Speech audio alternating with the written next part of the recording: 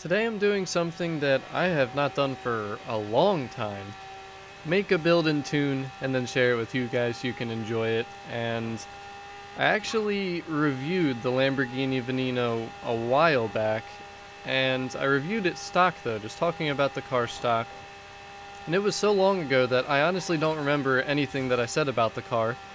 But what I can tell you is that with this S2 tune, this thing is just an absolute monster.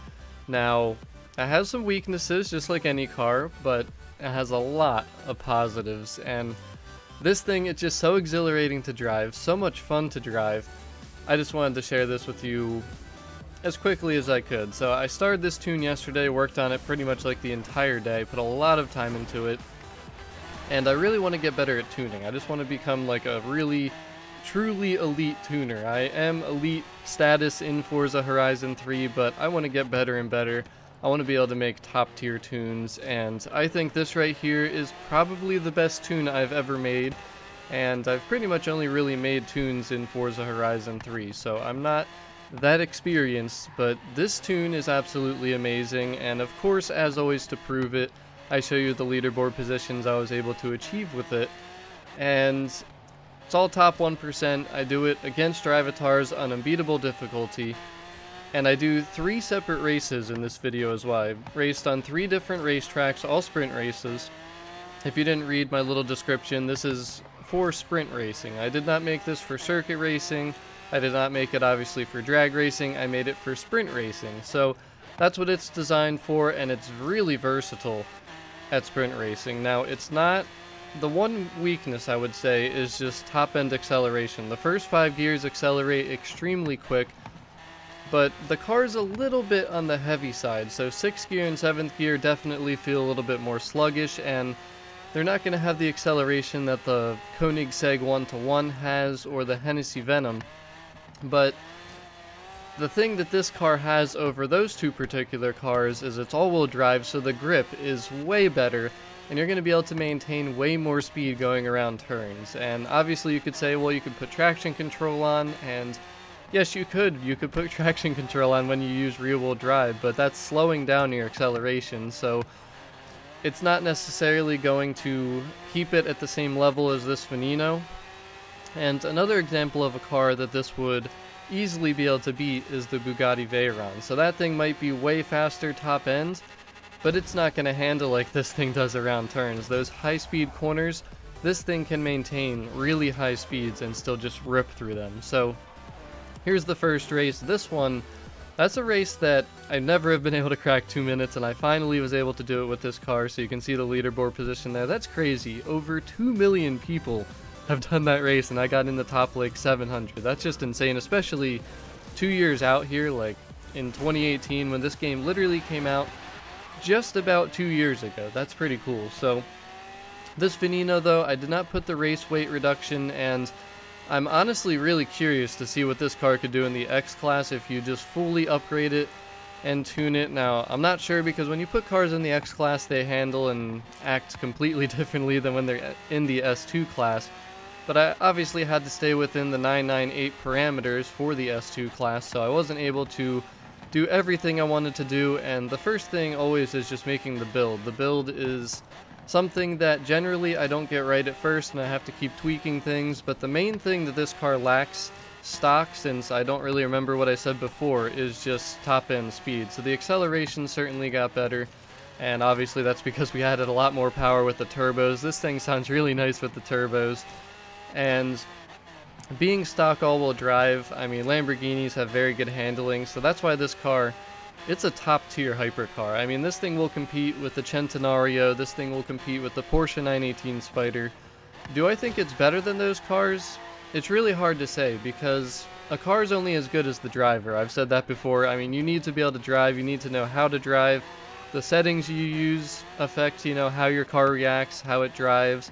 Like, if you use automatic with this thing and traction control, it's honestly probably not even going to be as satisfying to drive, because I use manual, no traction, no stability, no driving line as well, which, you know, I think it's a lot of fun to learn how to drive without the driving line, but some people use it. I mean, when I first started playing Horizon 3, I used the driving line, I had all the assists on, And eventually I switched and I came to like it. Now, not everyone necessarily will. You obviously have to try a lot harder when you're racing and focus more and really pay attention to the gear you're in, the speed you're at, and all that good stuff. But bottom line, I mean, it comes down to the tune, the driver. Comparing cars isn't really easy to do. Now, I could go back and work on my Porsche 918 Spider and also my Centenario tunes and see where they're at, and then I'd literally have to race on the same racetrack without drivatars just over and over and over until I got like the race perfect, just to be able to see,